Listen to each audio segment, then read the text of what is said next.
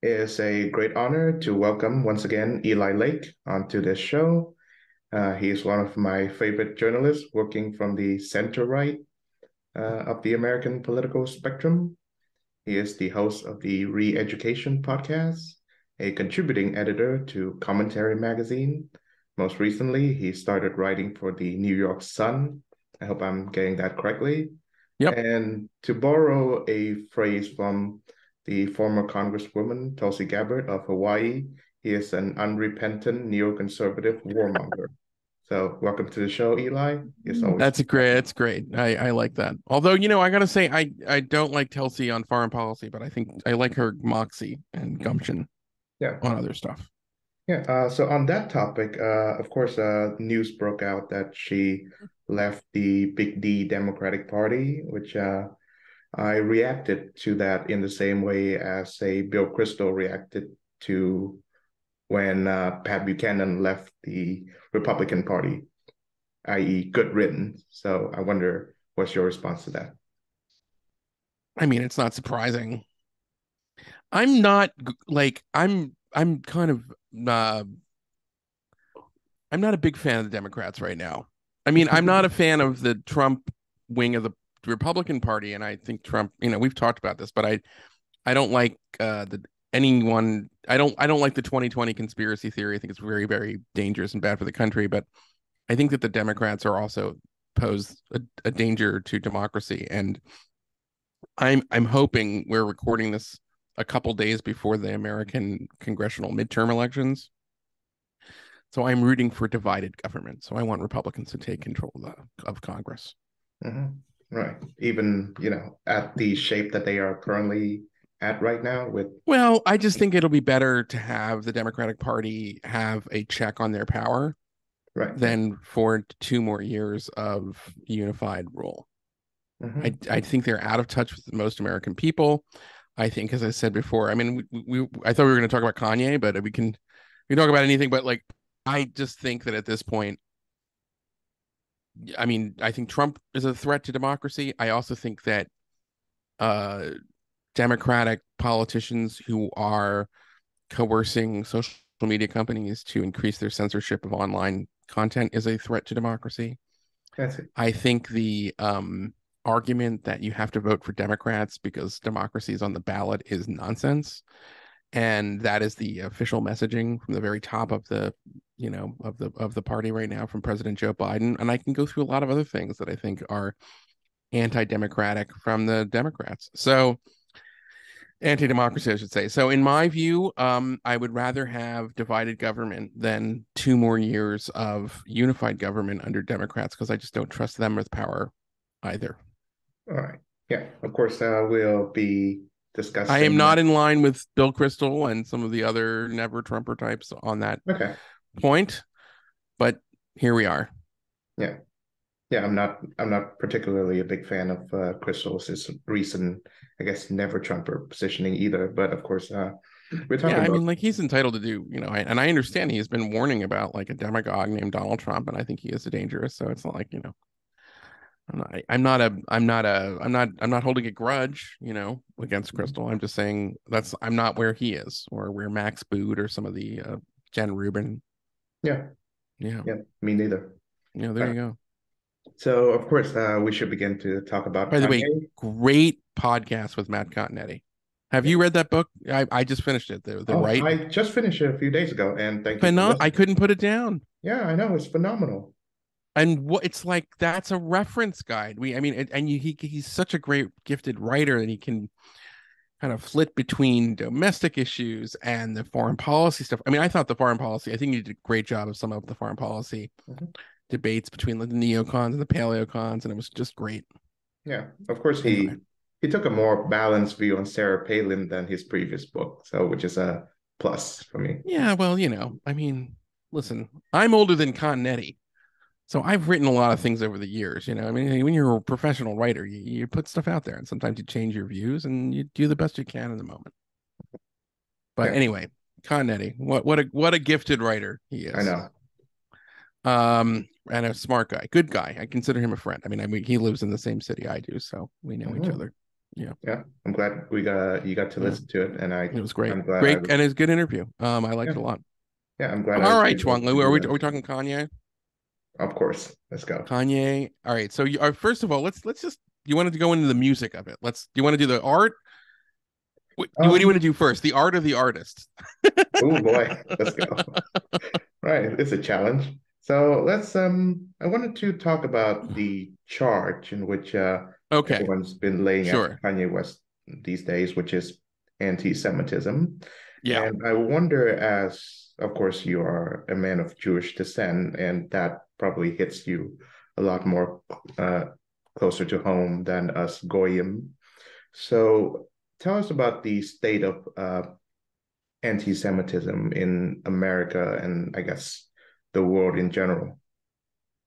Well, anti-Semitism is always um it's always something to be concerned about. It's not I don't think it should be something that just Jews are concerned about because historically, countries that turn on their Jewish population usually experience decline. You know what I mean? So like during the Inquisition, I mean, you could say it was like the golden age of Spain was over in part because they drove their Jewish and Muslim populations out of the country.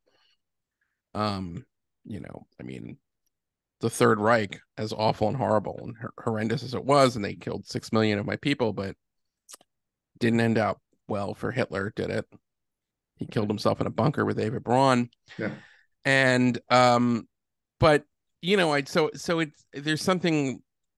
It's not just that the Jews have to have a kind of very provincial view of uh anti-Semitism because it's a threat to them directly, but I think there's a threat to the open society. There's a threat to a sort of broader sense of like having, there's a threat to a country's kind of prosperity in some ways, and threat to intellectuals and things like that. That's a side effect of usually like kind of when we have anti-Semitic spasms. Now, that said, I'm much more concerned today about, the coordinated campaigns that trying to demonize Israel, to take away Israel's justification for self-defense as a kind of I think that's a form of anti-Semitism, and I think it's more dangerous at this point in the West than the utter cockamamie goofball, half-baked bullshit theories of Kanye West I see. on the Jewish domination of the media. Now, what he said is a classic anti-Semitic trope. There's no Yeah. doubt about it. And he sounds like classic anti-Semites. But I don't know that just because he does have a large platform and lots of people love his music and his fashion, I don't know that necessarily translates that therefore they think his opinions on Jewish domination of Hollywood or the media is valid. I Hmm. mean, it's possible. I mean, I guess maybe I'm wrong on this, but my assumption is that people can distinguish and say, "Well, I really like this artist," but it doesn't mean I expect this artist to tell me, what kind of diet I should have or something. You know what I'm saying? There should be some understanding of that. I would hope there is.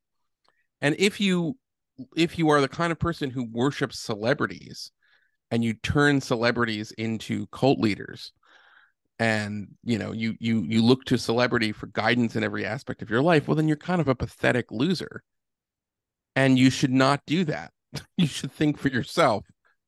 And so in that respect, I think it's important to condemn what Kanye West said. I think it's foolish and won't really accomplish much if you are attempting to deplatform or cancel him, so to speak. Yeah. Yeah. And of That's course, my sort of overall view. mhm. But I think I mean, you love, like me, you love music. yes. You love American popular music. Yes. So, and I think I'm a bit older than you. So, I mean, if I may Yes. ask, Chuang, how old are you? I recently celebrated my 23rd. Okay, there you go. So I am a bit older than you. Yes. I'm more than twice your age. Wow. But so as a young man, um, when did you encounter Kanye? And like, do you, as I do, I kind of regard him as one of the most important artists since the 2000, since the turn of the millennium. Mhm. I mean, is there anybody in hip hop who's comparable to Kanye at this point? I don't think there is. I mean, I in don't think terms of so either. changing the music, the breadth of what he's able to put out. His gospel album, you know what I'm saying? I mean, Yeah. it's there's so much there, and you can't really argue with it. I mean, the guy is so much more than just a great DJ or producer in hip hop. He's truly a remarkable artist. Mhm. I'd say that my first Kanye West album was 2010's My Beautiful Dark Twisted Fantasy, and it's Classic, an still to this absolute day. classic, a Yes, great one. I I love know. that album. Yeah, magnificent. Still to this day, my greatest, most favorite album of all time. I think it might be one of it's not I don't know it's not my favorite of all time, but it's up there. Mhm. What's the song that's this is to the assholes, this is to the that one is Runaway, Runaway Runaway. with Pusha T. Perfect. Oh yeah. It's like wow, and it's so bracingly honest, and Mhm. like it's like he gets at another level there, and it's almost a symphony. Yeah, The music behind, I mean, everything on it is phenomenal. I yeah. mean, I think he managed to capture Rick Ross's best verse Hmm. on Devil in the New Different new Dress. dress. I thought that was I was blown away at how Mhm. at how poetic I mean, just how lyrical it was, and how the images that he was painting, and the choice to put the guitar solo in before this great verse from Rick Ross. Wow. Yeah. Um anyway, yeah, Yeah. no, I think I agree with you. That is probably that's his masterpiece, but he's got to I mean, I don't think he's put out a bad album. Hmm. Yeah, me Yeah, neither. But nevertheless, we all have our least favorite Kanye album. Of course, one sure. quick thing to add, What's your least favorite? Runaway could have ended at that 6 minute mark, but then he I added in know. that sort of instrumental auto tune part. Amazing. I know. Yeah, I know. transcendent. It is transcendent. What's your least favorite? Oh boy, Graduation, his Okay. third album in 27. I think he was making a pop album at that point rather than a rap album. I enjoy some of the songs, but of course, that is the album in which some of Kanye's worst songs were on it. I mean, there's that Barry Bonds one, which definitely did not age well. And there was this Well, drunken guilty hot pleasure of mine. I girl kind with, of like that one. I like Champion off that. I like Good yeah. Life with Hmm. T-Pain. I think that's good. Hmm. Um, I got to tell you, here's my dark horse Yeah. of a Kanye, which I love this album, and I thought, well, you know what? Let's talk about this. Do you know the album Yay? I think it's from 2018. The Yes. one Love it. from Wyoming. Okay, I first of all, I love that record, and in my Kanye episode, I played a snippet from Violent Crimes, which I think Mhm. is such a great song. I mean, I just have that chorus, "Don't you grow up in a hurry," like that part of it. Um, I'm a new dad, so I have a daughter. She's a little over a year now, and I like it. Congratulations, Almost like it brother. melts me because it's like I'm thinking about her. Like "Don't you grow up in a hurry," Anyway, that record, and I want to bring because this is a good point to kind of. I think I'd love to kind of hear what you have to say about this, Chuang. Mhm. So when that came out, I remember like every time a Kanye record comes out, I go and listen. I don't need to read a review. I'm just gonna listen to it because I love him as an artist. Okay. I'm listening to it. By the time I get through the first time and it's a short album, I'm like, man, this guy did it again. He might be a crazy Trump supporter, but I don't care. Like he's still a great artist. And then I read in my old alumni publication, The Daily Beast, and Yeah. I read this incredibly negative review. And it was like it felt like there was a kind of like the memo went out. We're gonna give this guy bad reviews on what he came out with because he was visited the White House and put on the MAGA hat. And that's where I kind of feel like that's on the media, that's on the critics, because that was a great record, and there should have been some understanding from that he did it again, like he'd put out some great music. And if you remember, that was coming out at the same time with the new Pusha T record, Yes. Great one. Yeah. which was a great. He produced that one. He produced what Tiana Taylor. I mean, like everything Yeah. he put out in that like period in 2018, and it was like right after he demonstrated to all of us that he was going through bipolar episode Mhm. when he went to the TMZ offices. Remember, like before, Yes. like it was a few weeks after the TMZ episode where he got in that thing with Van Latham. Remember this? Like Van Latham, there was like there's it's on the internet. You guys should watch it. The 20-minute video where he's in. You can't understand what he's saying. I mean, Yeah. No. it's unfortunate. You can tell you're watching somebody in the middle of a manic episode. And somebody's like, hey, I used to love your music, and like, what the hell are you doing? It's bad for our people. It was actually a pretty compelling piece of video. And then he comes out with all these great records. I'm like the Kids See Ghosts was in that same Oh period, yeah, which I also love that record. magnificent. Unbelievable. I know.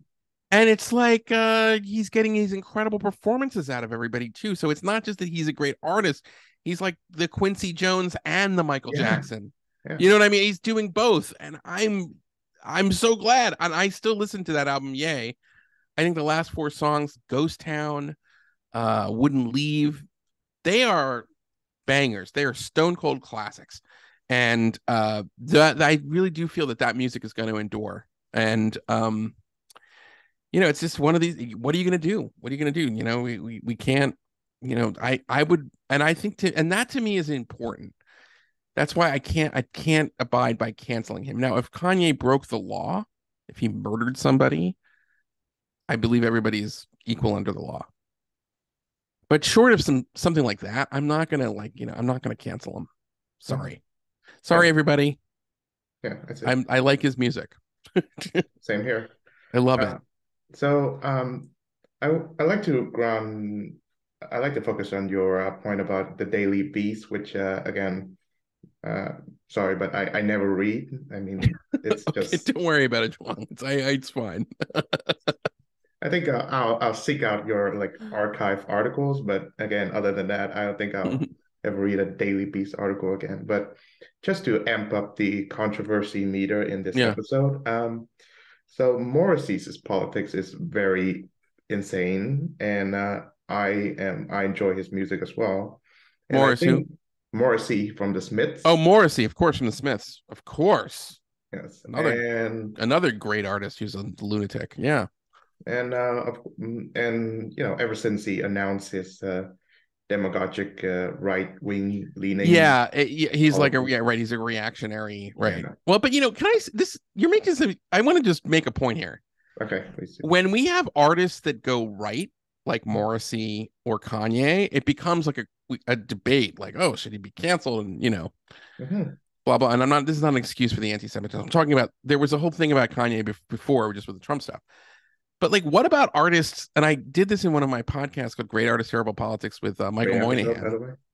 Thank you. And I like, well, what about like Rage Against the Machine? Yeah. What about artists that go hard left? Hard left. Right, exactly. Like if you like, I mean, I know my show is called The Reeducation, and I know I've heard from other people that you shouldn't make light of that. It was a very, I know. Okay, I'm not trying to, but like, I'm not seriously advocating for re-education camps. I mean, people would know that from the first 5 minutes of listening to me. But if you were like an artist and you're like, yeah, no, I'm a hardcore leftist now. I support, I don't know, like I support like I don't know if it was an artist came out and like there were artists like Dennis Rodman went to meet with Kim Jong Un in North Korea. So it's like if you're good or Xi, if you became an artist that liked Xi Jinping or something like that, like what the hell? I mean, those people, it seems like they get a slide. You know what I mean? Like nobody's like really too worried about it. We just expect that. It's only when you see the artist getting into trouble is when they're kind of going to the right or into reactionary politics. Yes. Yeah. So the point I was making was that, of course, Morrissey announced that he was going right politically, and all of a sudden you see his latest albums being trashed by every left-wing or left-leaning media outlets. Okay, so I haven't listened to newer Morrissey. Are they as good as the classic stuff? I mean, the stuff he did like after the Smiths and then during the Smiths are just, you can't argue with it musically. But I'll say that, well, they are not as good, but they are pretty good. I see what you're saying. Okay, they're not as good, but they're up there. Okay. Yeah. Okay. Well, yeah. I mean, that it does seem sometimes like, well, that's the thing. It's like if you're a critic, you can't let that get in the way of your criticism. I mean, I think you're a bad critic if you let your politics say this is good or not. I was thinking about something on hip hop, and I looked this up the other day. Are you familiar with this weird period in Eminem's career where he started having like diss tracks against Benzino? Nobody knows who. Do you know Benzino? Do you know this whole thing? I know that he references it in one of his more famous songs, right? Like Toy Soldiers. Yes, he does reference it, but there's a whole series of these things that only went out on a white label. I'm going to humble brag here because I have a very good vinyl collection. I like to say I have the original white label of all of Eminem's disses in this period, but it gets to this question about the corruption of kind of criticism, because if you listen to these tracks, and I'll send them to you because you can get them on YouTube. One of Eminem's complaints is that the Source magazine, which Benzino owned half of, and Benzino was also an artist, and also a criminal. So there was, many hats, so to speak, right? And so the diss was at one point like, you guys never gave any of my records 5 mics, and you're giving Benzino 5 mics. I mean, I'm not going to. Right, I see. Eminem is one of the most gifted lyricists you'll ever hear. He's one of the greats. He's on the Rushmore, in my opinion, of hip hop. And the thing is that these were never released formally on like a record. They were just sort of put out at the time as like mixtapes and things like that.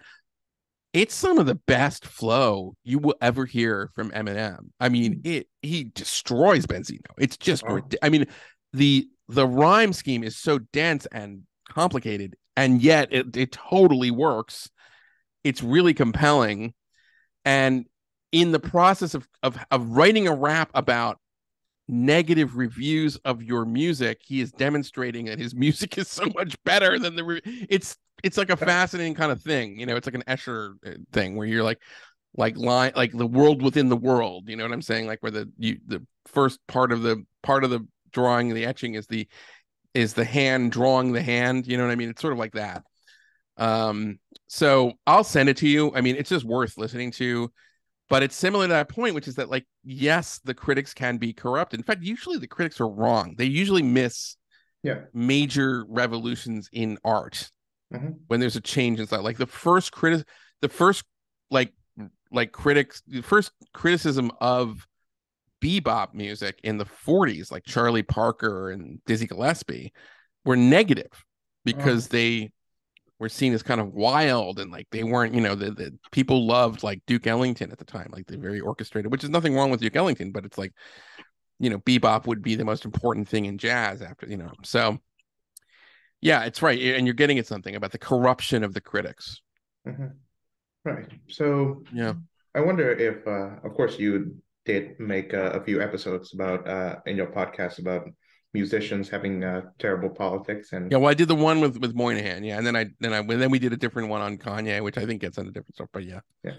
And I think I've always believed that this is a semi-embarrassing fact to admit, but until the anti-Semitic tirade, I've always been sort of like a defender of Kanye's more controversial, I guess, acts, from the whole Taylor Swift thing to there's the weird TMZ stuff. I thought that, yes, I mean, the Taylor Swift thing, he was right, but he was an asshole. Yeah, that's how I like. I mean, like I agree. Right. Beyonce did have one of the best videos that year. All the same. And I have nothing against I think Taylor Swift's a great artist, so it's not like I'm against her. And I would add that the postscript to this whole thing is that there's like an Instagram of Taylor Swift wearing Yeezys. I mean, I think Taylor Swift doesn't hate Kanye. It's more like her fans wanted the vengeance for Kanye, not her. And I think probably, I bet if you were to get her on sodium pentothal and you say, Beyonce had the better video that year, right? And she probably would agree. I mean, like, it's Taylor Swift is not really like a video artist anyway. Like I don't see her as something else. So I'm with you to a certain extent. Right. You know, I So don't think it was that bad. I think, by the way, what did he end up doing? He ended up saying he liked Trump, and you know, it was a little. I didn't understand. It was he was going through something because he said something about when I put this hat on, I feel so free. Okay, fine. If that's how you feel, like if you feel that when you put a hat on, you feel that way, it's like I can't follow that. But okay. But then what did he do? He met with Trump and got this woman who, you know, many people thought was unfairly sentenced for drug distribution, and got her like clemency and pardoned. Like, I don't know, what's wrong with that? mhm, right.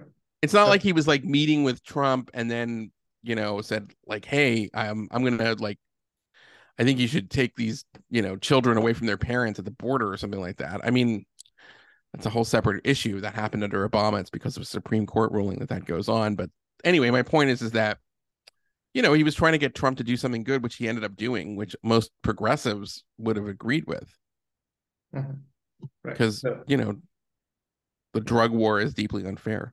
yes. Yeah. So what I was getting at is that I believe that Kanye West draws, the same inspiration, the same source of inspiration that lets him, that gets him to produce this great music is also the same wellspring that gets him to do these outrageous and provocative acts. Yeah, that madness is a byproduct of his genius. Yes. And his And genius is enhanced with the madness. mhm. Yeah, and I think that's probably right. Yeah. and I wonder if in order for us as great fans of music to continue to enjoy Kanye West's great oeuvre or not stop listening to his previous works, do we have to just put up with whenever he says, I don't know, George Bush doesn't care about black people, or when he says that Taylor Swift would have sex with him because he made him famous, or his weird tirade on Instagram where he repeatedly makes hate posts about Pete Davidson, or as recently enough, his weird claims about Well, Jewish Chung, can I ask overlord. you a question? Have you ever been in a relationship that's fallen apart? You know what I mean? Like, I would have to answer yes, yeah. okay, so have I. And it can be painful. Hmm. And I can tell you that if I knew when I was feeling rejected that somebody else was, you know, having sex with my former girlfriend or wife or something, just in the case wifing in the case of Kanye.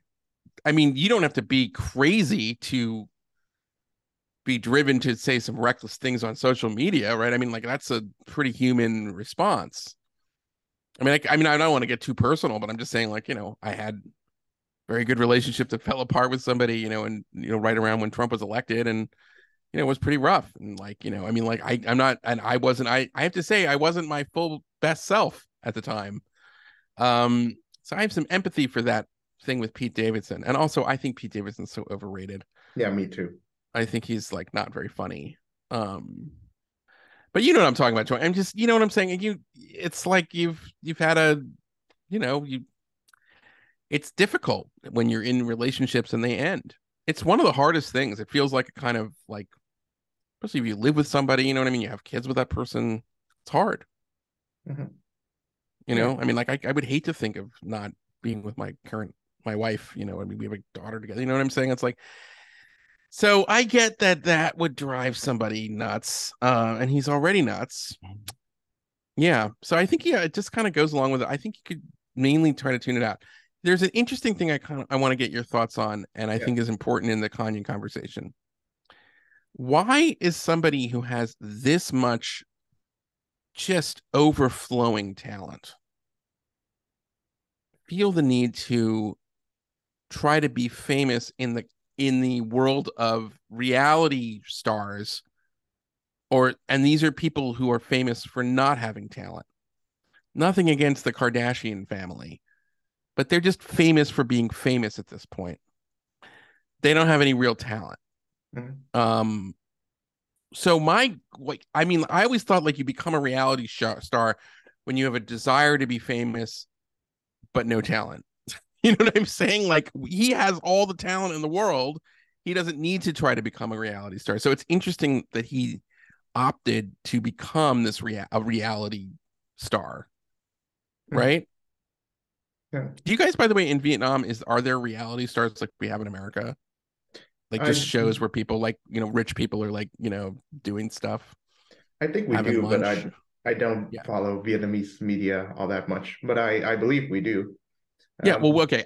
I don't follow it either. Okay. So I don't watch reality shows. Like, yeah, exactly. We're too busy reading commentary, yeah, and we're great we're too magazine. busy like reading, old Charles Krauthammer columns or something. Right. Listen to Kanye. We don't have time for this reality crap. So yeah, like that's what I mean. That's like I don't get it. Like why do you lower yourself that way? Like why don't you just you're above everybody. You're one of the great artists of our era.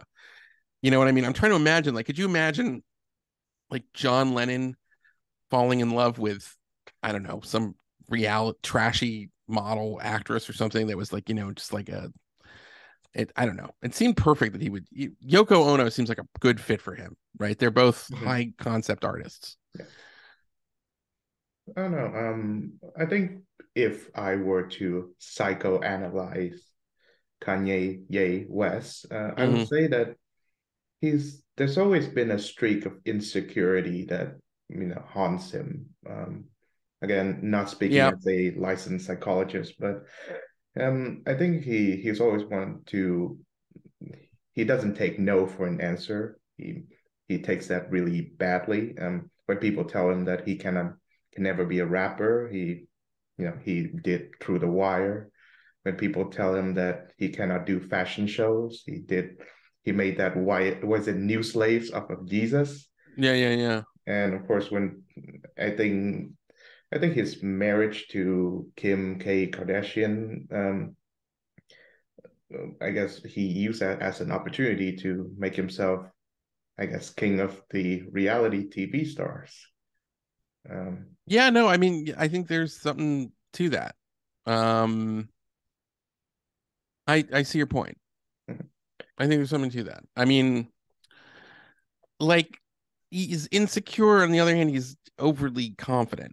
yes, His yeah, combination of this, it's a paradoxical thing that there's an element of insecurity there, um, where he thinks the world is kind of against him, but he's got such a determination to prove everyone wrong. yeah. He's like George Costanza, Yeah. very much like I George mean, the one thing Costanza. I would say, I don't speak for the Jewish people by any stretch, but I would not want to see people assume that if you still like Kanye West and his music, that you are somehow endorsing his anti-Semitism. That is not true. No, And that's why I always say separate the art from the artist. It's like we got to live by that. But it's all nonetheless, it's also important to, like, if you're asked, you should, you shouldn't be like figuring out a way to try to defend Kanye West right, for what he said. You should say, yeah, it's terrible and anti-Semitic what he said. right. So this is something that I Yeah. wanted to ask you about. So you made two episodes uh, on your podcast about separating the art from Yeah. the, I guess, artist for his personal flaws, as well Right. as separating And then the I did one art on from, political, yes, and then I guess you could say the and I did artist one just on Kanye. Yeah. who has terrible politics. Yeah. Now, I have an easier time, and I think people will probably criticize me for this. I have an easier time separating the art from the artist as a flawed human being, i.e., say Norman Mm, Mailer. But right. I have a much more difficult time separating the art from the artist who has garbage politics. Mm, And this is why, you know, this is why I believe that in the case of obviously Rage Against the Machine as an example, or John Lennon, they put their politics in their music. So that's true.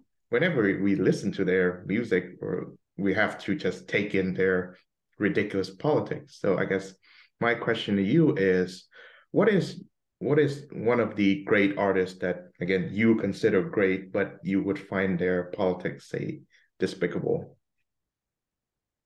Well, I mean, I think the Clash are a great band. And at least in the period when they were the Clash, I mean, Joe Strummer's politics evolved.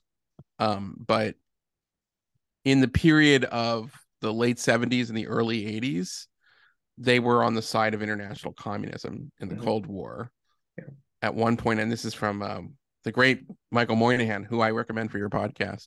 Hmm. Um, and who's my friend, but he I didn't know this, but he at one point was on like wore a T-shirt for the Red Army faction, who was Right, Baader Meinhof. well, yeah, these were real. They were worse than the Weather Underground. They were the German, like they were for real. They killed people. Yeah, they were anti-Semites too, right? Also, terrible anti-Semites, and like so, the Clash had. Now, was that performative? Like, because I mean, there. I don't think the Sex Pistols would occasionally have swastikas, but they didn't. They weren't Nazis. They didn't. They just wore that. They liked the swastikas because they was an act of defiance. It was the most offensive thing you could do. So was that part of that? I mean, sadly, Joe Strummer is no longer with us, so we don't know. But he was hard left. I mean, I really love Billy Bragg's music. Hmm. And Billy Bragg is just an unrepentant commie Yeah. socialist. So that's on the left. I mean, but this is going to be mean, but there was a period of time when Eric Clapton embraced like Enoch Powell and like Yes, hard right. right, but I don't consider Eric Clapton to be a great artist. So Okay. Yeah. I'm sort of a I mean he was he I use it's a little bit of a tangent. Eric Clapton, by the time he was like 17 years old, everybody thought he was the greatest electric guitar player in the world, and then Clapton is God and all that other stuff.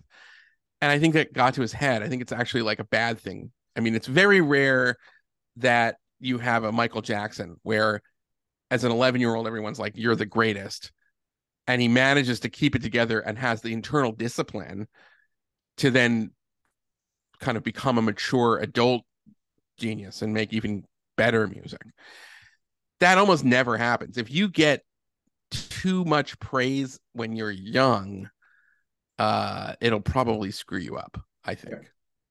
So, but that's so those are the ones where I think terrible politics. I mean, Rage Against the Machine. I love Rage Against the Machine. I mean, like their politics are pretty awful. I mean, Karis One is a great one of the great rappers. I consider him like one of the foundation rappers in the late 80s, and he's more my generation. His politics were totally screwed up. I mean, and he actually kind of dabbled in some of anti-Semitism himself. Um, so that's another one where I would sort of, I constantly separating the art from the artist. Right. Now, here's the question: what about for folks like us, you and me? We're center right. What about artists who end up having good politics, like to happen to be like center right? So, like, there was a period where Peter Frampton, Mhm. uh, of talking guitar fame. I'm not putting Peter Frampton in the same category, not even close to say the Clash, but he's okay. He was pretty good for a while. He wanted to Yeah. liberate Iraq from Saddam Hussein. I don't know, like Pete Townsend, who later got into a lot of trouble for pederasty, sadly. Mm. But that's if you listen to Don't Get Fooled Again, that is a conservative anthem. Yeah. And he wrote that. And I think Pete Townsend's always been very skeptical of like the ooey gooey, left leaning stuff. So that's good. Yeah, Right. so those are a few. Right. A good disclosure is that among the previous guests I had on this show is the musician Ariel Pink.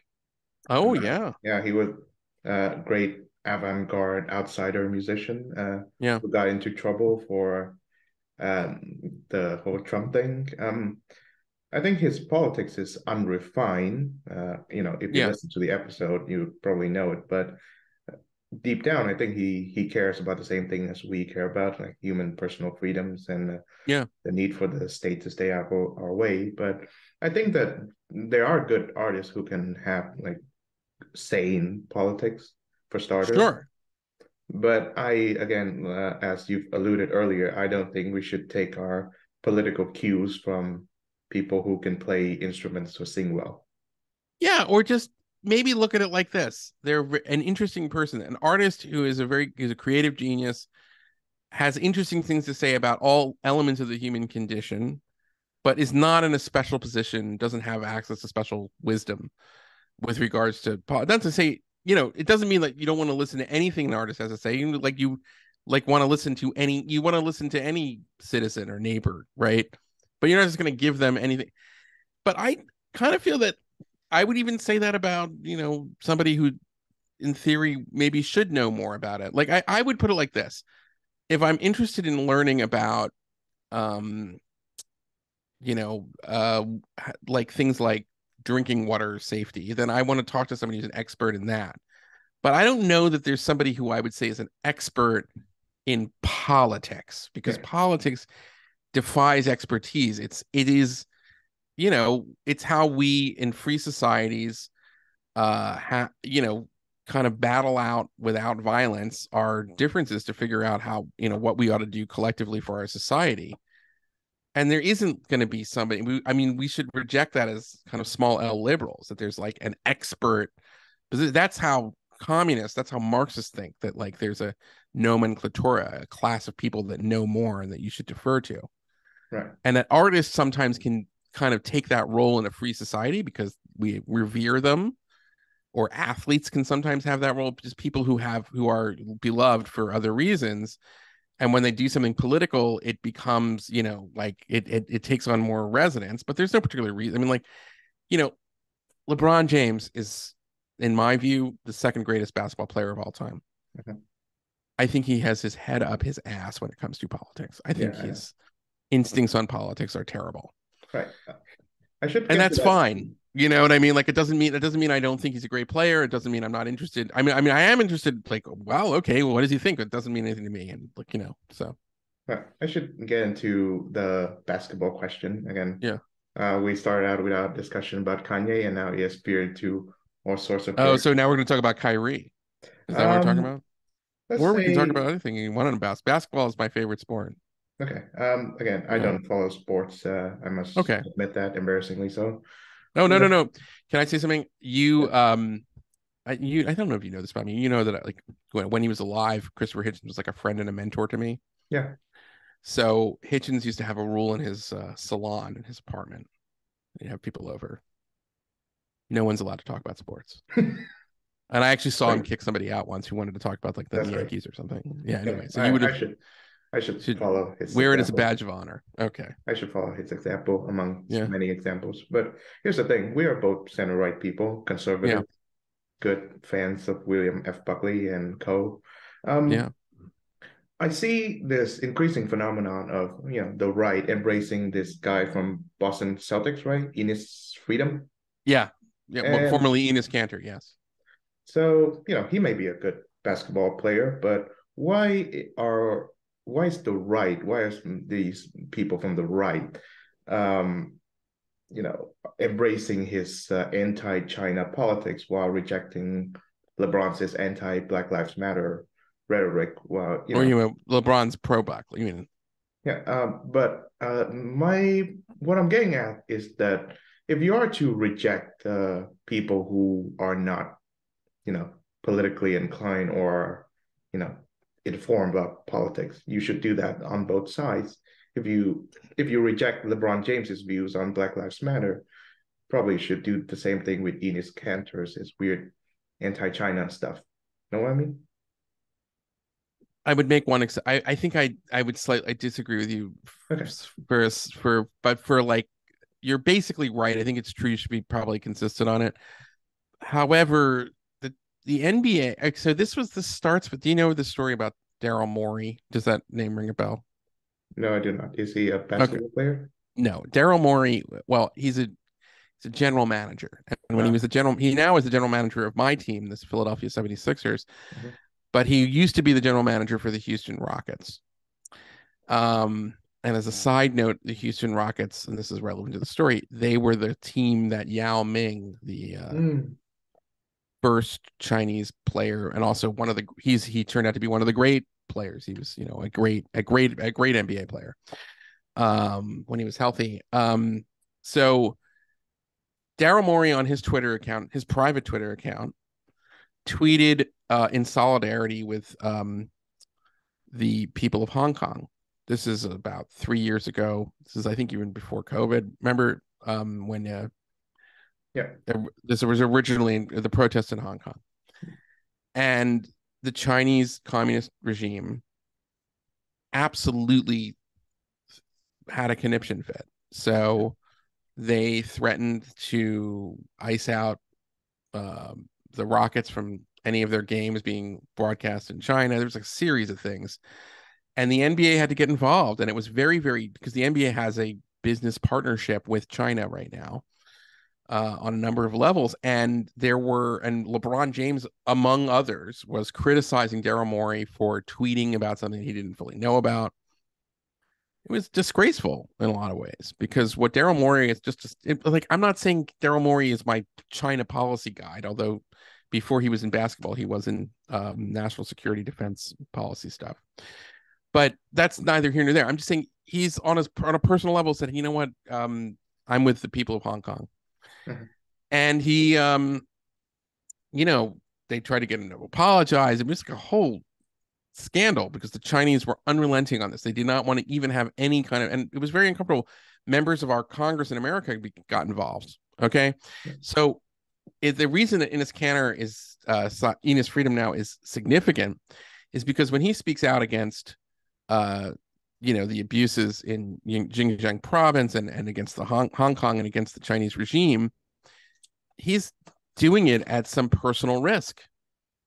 He's doing it at, you know what I'm saying? So and I think it's important in that respect that when, there's a kind of speech that's going to have that kind of overreaction from authoritarians, then I think that's in a different category than LeBron James, who is, tweeting in solidarity with, not just Black Lives Matter. I mean, LeBron James went overboard by taking partial information when there would be there was like a video of a cop shooting someone, but it was altered in some way, and it made it seem like it was another Derek Chauvin thing when it wasn't.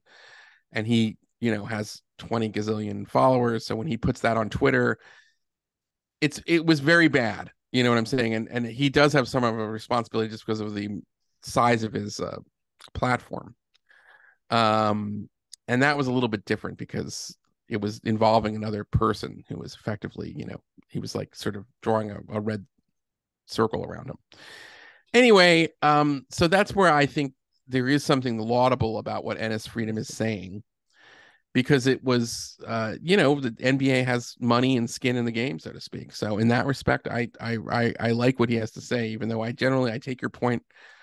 We don't have to have our athlete. Our athletes are not our priests. They're not our moral and spiritual guides. Mm-hmm. Yeah, and again, since I'm way off my depth here regarding sports, I love that you don't like sports. I think that's great. Yeah. I think it's cool. Right. I just like basketball. That's the one. I just like the beautiful game. Mm-hmm. But I agree with you. It probably takes up too much time. Too much time. You can use your mind for other better pursuits. Right. I'd like to segue that back into music because, again, you've mentioned Kyrie Irving, which, again, I don't follow sports, but I read the news that he endorsed this weird Black Hebrew Israelite movie. Yeah. And of course, he's a flat earther too. Yeah.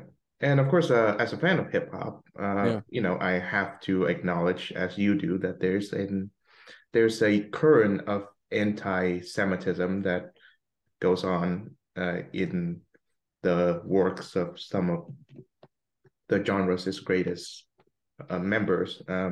There's that interview with Nick Cannon. The person who was doing that interview is Professor Griff, who was fired from Public Enemy for, I think, being too anti-Semitic or whatnot.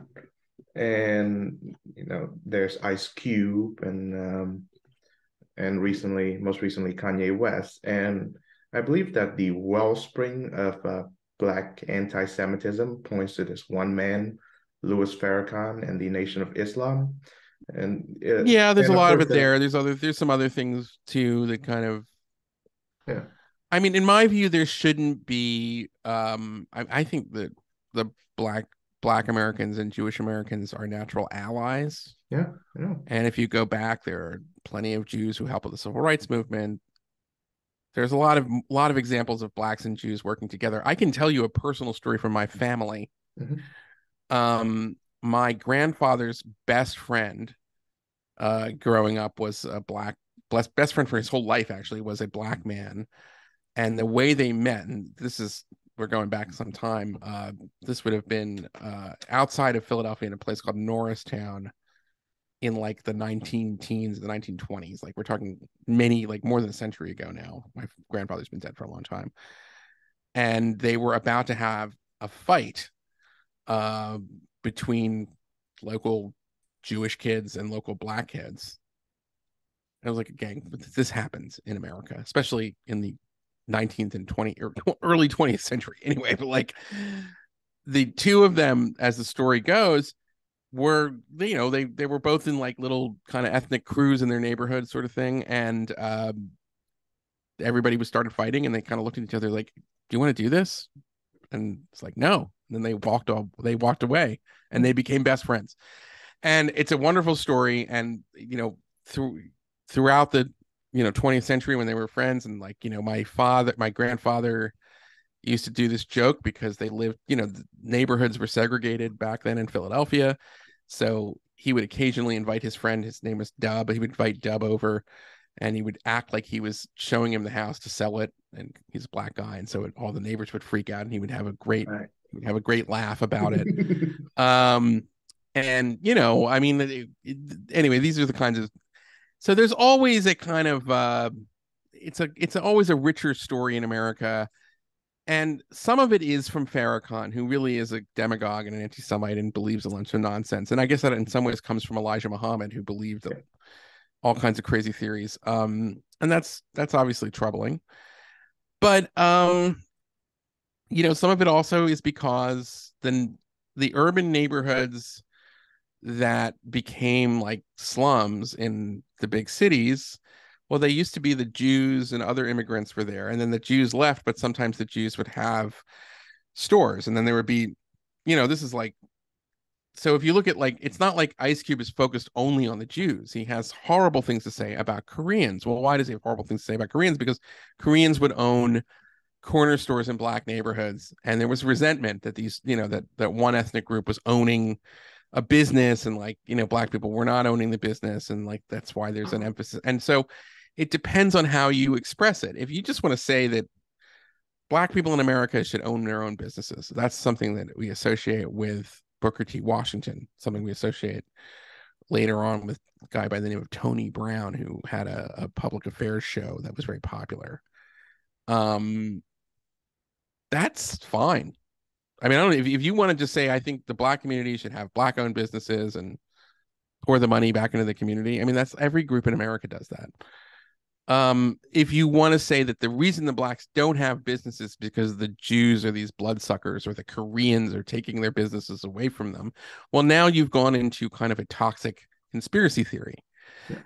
And it's easy for someone like Louis Farrakhan, but he's not the only one, to stoke that kind of hatred, because it's kind of waiting there. It's in the background, and it confirms something people might suspect. And it's listen, I have no tolerance for it. I think it's dangerous anti-Semitism. I think it's very bad. But you can also have some not sympathy.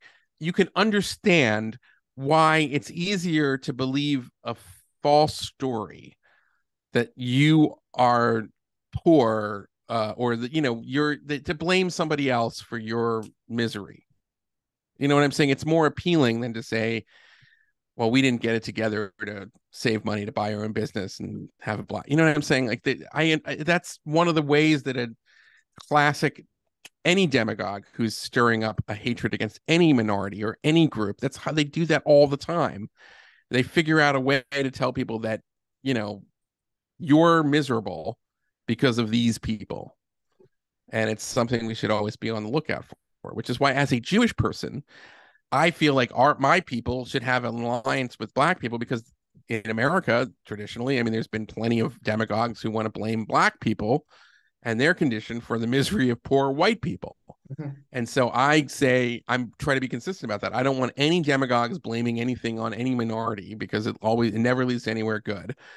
And I do think, it's also the world is a lot different. I mean, like there is like a black elite now in America. There's always kind of been a black elite, but there's a really powerful black elite in America now, and it's different than it was before. Um, I mean, there are poor Jews. It's not true that all Jews are really wealthy, but Jews were very successful in America, so they did well, as did other groups. Yes, right. Yeah.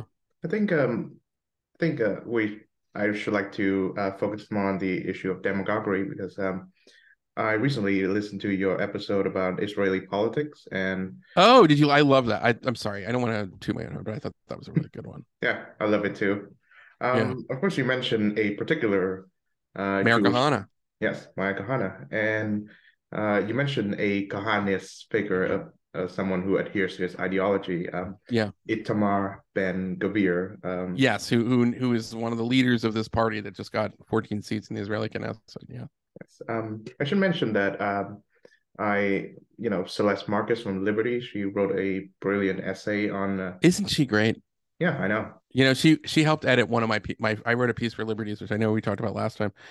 She's so nice. She's so young. She's like a little older than you, Chuang, Yeah, I know. if you can believe it. Anyway, Right. and she's so accomplished. Um, so what I wanted to ask is that, um, as a Jewish person, I wonder what is the source of, I guess, Kahana's this rage, so to speak, the source of his demagoguery, and secondly, why is it that someone who adheres to his idea and ideology become such a popular figure and in Israel, the Holy Land, today? Okay, so I am not making any excuses for him. And I think what I said was, I tried to say, what if Meir Kahana came right after Kristallnacht? What if he came, during Bar Kokhba's rebellion or something like that? I think that Meir Kahana, I think he was born, he would have been like in his like so he was born, I think, in the late 30s. So he is somebody who is an American Jew who is shaped by the shadow of the Holocaust. And I think that if you look at what he was saying, he believed that it was inevitable that there would be another Holocaust. So if you think that you are living on a knife's edge and that at any moment, the next Hitler will rise to exterminate the Jewish people, that leads you to embrace a different kind of politics, obviously, than what most American Jews who have to acknowledge that the experience of living in America has been phenomenal. America has been the best diaspora experience for Jewish people by far. And so that's, I think, part of it is that I think, was convinced he was convinced that there would be another Holocaust. And my mother, I've talked to my mother about this. When she was growing up in Philadelphia, and she was born in 1945, so when she was growing up in the 1950s, which is after the Holocaust, there was still a lot of anti-Semitism among um, the sort of white ethnic working class, in neighborhoods in America. So the original Jewish Defense League that Kahana founds in the late 1960s, in like 1968, that's addressing the fact that, like, even though the government and the police were not persecuting Jewish people, there was still street fights, and it was important for Jewish kids and Jewish young men in particular to learn how to defend themselves. And I happen to agree. I'm of the view that that's a good thing. That I think it's good. I think if you have a synagogue in Paris and you know that when there's a war with Israel, that it's gonna bring out a certain kind of and we've seen this before, obviously, a certain kind of like hoodlum and hooligan that just wants to look for Jews to beat them up because they're angry about Israel. Well, a great way to prevent that is to train Jews in self-defense, so that if they come looking for that kind of thing, that they get their ass kicked. I mean, I'm sorry, but like, I just think that that's a simple and elegant solution. So as far as that goes, if that's all Meir Kahana did, then I don't think we would call him a fiend or a demagogue. It's the problem is that he took this mentality when he became an Israeli politician in particular. Well, first of all, he believed that the situation was so dire that the Jewish Defense League could engage in, as I said, the propaganda, the deed, or terrorism. And the second thing is that when he became an Israeli politician, he was openly calling for ethnic cleansing of Israelis who lived in Israel, and not even, the founders of what are called the revisionist Zionists, like Zev Jabotinsky or Menachem Begin. Nobody endorsed that idea of expelling like 1.5 million or 2 million or 3 million or whatever it is at any given point Palestinians from Israel, because that's a terrible war crime, and it's the kind of thing that was done to the Jewish people themselves. So there was always this understanding that like you couldn't go that far, you couldn't do something like that. But Meir Kahane didn't believe that. And what was Meir Kahane's explanation for it? Well, it was better a dead Arab than a dead Jew. So he's coming. So I'm not trying to make excuses for him, but what's going on? Like, what's the logic there? The logic is that the murder of Jews is inevitable in a place where there are Arabs and Jews in the same country. So for the safety and security of the Jewish people, we have to get the Arabs out. That's how he thought. And if you think about it, I mean, like, isn't that what the Nazis have another version of that? Like, as long as, we need to have a pure, Aryan race, and, we can't have all these other people here, and it's just, they're bringing us down. I never would compare someone like, I don't think you can compare Kahane to the Nazis, but it's the same idea that, he believes in his head that things are in a situation that recalls for kind of extremes that are not there. But if we're being honest, we have to acknowledge that people like Kahane, who are violent, who believe in that there's certain things that are worth violating the law to accomplish, who are tribalists, and who believe in the kind of, the only thing that matters is the saving Jewish lives or something like that. Well, somebody like that is essential in times of a Kristallnacht, or when you have pogroms in, Ukraine or Russia, and when moments when Jews are under attack. But that person is a monster when you have a Jewish state, or you're talking about America. Does that make sense? Yes, it does. And of course, in our previous conversation, I think towards the end, we talk about this notion of the Jewish lobby, as Mearsheimer and Walt put it. Again, I don't believe in that notion, but a surprising number of my politically inclined Vietnamese friends and relatives do. Not so surprising there. And the reason they give for really, I have to say, I never thought that our Vietnamese people, like, they don't know Jews, right? I mean, like, do they? What do they care about the Jews in Israel? What do they care? I think most of our Vietnamese knowledge of Jews in Israel comes from the Dan Senor book, Star of Nations. Oh yeah, that's a great Dan Senor, great guy. Yeah. So the reason why Vietnamese... But hold on, I just want to drill down on this.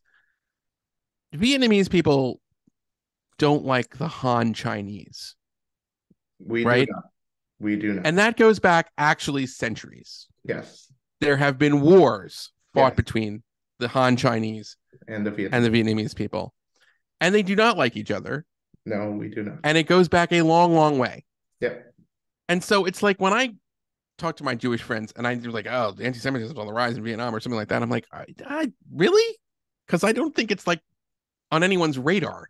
Do you know what I'm saying? Like, it's like in America, it's like if you go to Israel and you're like, what do you think of the Han Chinese? It's like, I don't know. Like, what do you think of the Han Chinese? Like, you know what I'm saying? It's like, but if you go to Vietnam and you ask about that, they're like, oh, those people, they're the worst. It's like, I can't believe. Yeah, well, how much time you have? You know what I mean? That kind of thing. So anyway, that's just an aside. Right. To get back to my point. But on Walton Mearsheimer. Yeah. They had their day.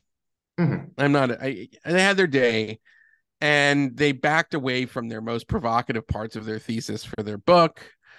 And if you just want to talk about the pro-Israel lobby, there is a pro-Israel lobby, and I have to tell you, it has not been effective for almost 10 years now.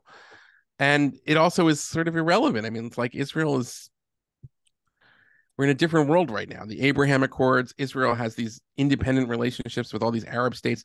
One of the ways in which America had leverage over Israel in the Cold War was that it could be a reliable messenger of, to convey things diplomatically to Arab states and foster kind of a shuttle diplomacy, which is what Henry Kissinger and others and people would do.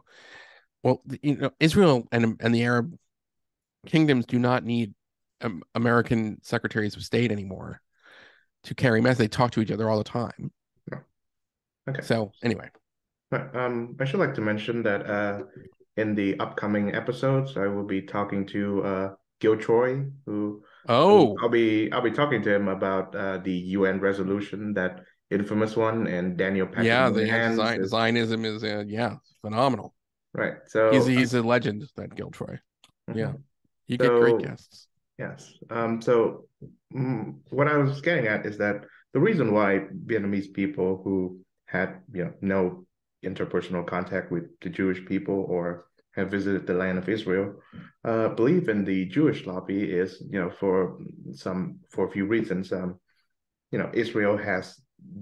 Israel's best friend at the moment happens to be the most powerful country in the world, and it has not made peace with the Palestinians who, again, I know that Vietnam recognizes Palestine as the state. That's something I know. It does? I didn't know that. Oh, okay. Yeah. So, but nevertheless, that's some of that anti-colonialism, right? Yeah. Okay. So, yeah. So, they say that when you look at Israel and Palestine, the alleged state of Palestine, you see that this rich wellspring of technological and sociological progress, and then this basket case, and we thought that, hey, this is disparity of power here, and the reason why Israel is so powerful is because it has the U.S. as its best friend, while the Palestinians, do not.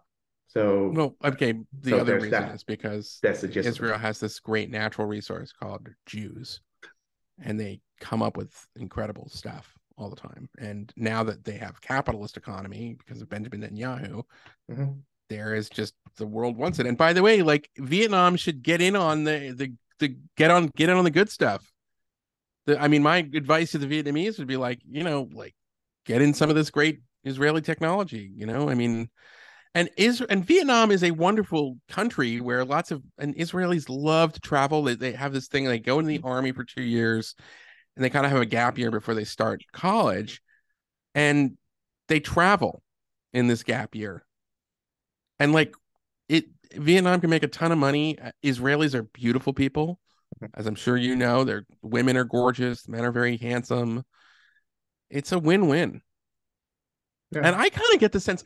I'll tell you a story, and then I gotta actually go because I gotta make dinner for my family and stuff. But I'll tell you a story. I got a chance to go to Vietnam. I was in Colin Powell's plane. I was covering the state, and this was Colin Powell's return as Secretary of State to the country where he fought a war when he was in the army, obviously. Yeah. As an advisor to the South Vietnamese government and the South Vietnamese army. And when I went there, as an American, I, knew the story of the Vietnam War and how it was a very destructive war, obviously, for the people in Vietnam. And I felt that there was things America did that were obviously very bad. And I was expecting some resentment from the Vietnamese people. And I didn't know what to expect. I was, as a journalist, given a minder, somebody who had to be with me, when I wanted to go wherever I wanted to go. Everybody had to have one who was in the entourage of the Secretary of State. So I got to talk to this person. I did not encounter somebody who hated me because I was an American, who held on to the bitter memories of Agent Orange or, all the destruction of the American war in Vietnam. What I heard was somebody who wanted to know if I knew somebody at Microsoft where I could get them an internship. What, I'm saying? The response that I had, I'm just saying, in this experience of kind of having I had 7 days with this minder, what I'm saying, with somebody who, I wanted to get to know them, and they're like, I just, all I want to do is go to America. And I think, America's such an interesting place. And that was in 2000, I guess maybe it was 2001 or 2002. So that would have been, 30 less than 30 years after the Vietnam War. It's a generation after the Vietnam War. And there wasn't a sense in Vietnam that America was an evil country that did all these terrible things. It was rather like, how can we work together? Like that was the sense that I had. And also in meeting with other people, you know what I'm saying? It was a sense of, now I'll tell you one other thing of my impressions of Vietnam.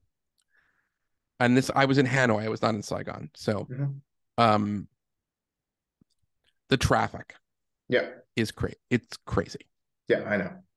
It's people on these two-stroke motor Yeah, motorbikes, scooters. motorbikes, scooters, and cars. I can't understand how the traffic lights work.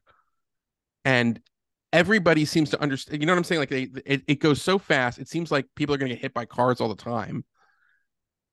And it was really an experience. And I say this as somebody who grew up in Philadelphia, spent a lot of time in New York City. It's not like, but this was like nothing like I've ever seen. But anyway, my point is just that it just seemed that there was something there where, and as I learned more about Vietnam, I was like, it's because this is a country and these people have much more of a historical memory of the Chinese. And it's kind of like, I mean, I don't think America should have ever been in a position where they took over for the French. You know what I'm saying? I think they Yeah, completely misunderstood this. But it wasn't like this lasting, I didn't find the lasting kind of enmity there. Whereas when I've been to Iran, people were still angry about, American support for the Shah. Or not everybody, but some people were, is what I'm trying to say. So I see. Yeah, I think we're very lucky that we were able to check out that resentment. And of course, just one quick thing before I leave yeah. you to your lovely family, which congratulations on your new baby, by the way. Oh, it's great. Well, she's a little over a year now. Yeah, no, I had a Right. great day with her. She was yeah. Right. So you mentioned Menachem Begin, and one of the great things that he did, amongst many, was that he took in a group of Vietnamese boat people in Israel as I refugees. did I did not know that. Yeah, and Good for now there's him. a small but thriving Vietnamese community in Israel because of the Oh efforts my of God, I Menachem had Begin. no idea. Yeah, Oh my God. Oh, I got it. When I next time I go to Israel, I'm gonna have to see them. and on that Chung, we note, have to get you to America. yeah, I know, We I need to really bring you should. to America. You need to come here. You know what I Like Eddie mean? Murphy, like Eddie Murphy. I think you would love it. Do you drive? I recently got my driver's license, but I don't think I'm a great driver. I'm not a great driver. I actually recently got one too, believe it Mhm. or not. But that's the thing. I think you should experience America on the road. You know what I Mhm. mean? It's such a huge country, and I just feel like you would get a lot out of it. But you should come to DC, and you know what I mean, like meet with me and Continetti and people like that in person, and we'll make it happen at some point. Yeah, We'll I, keep in I love touch. that. All right. Yeah, On that absolutely. note, thank you very much, Eli Lake, Oh, for this. thank you so much for having me again. Yeah, Anytime, and I'm so glad to have done it. Thank you for having me. right. It's truly a wide-ranging conversation, and I'm glad we're Always, able to have it. All right. always, for All right. sure. Have a All great right. weekend. Take You good care of too. yourself. All right. And Stay on for just a second. I want to ask you something off camera, so to okay, speak. okay, we should end All right. our recordings now.